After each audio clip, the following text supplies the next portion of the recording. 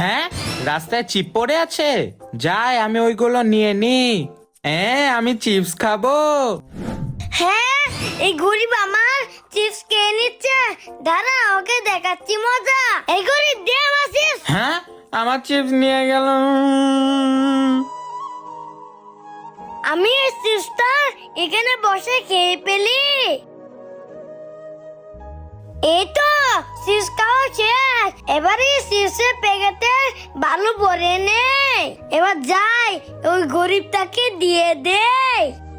এই গরিব, এই নাও চিপস। ওকে, দাও দাও।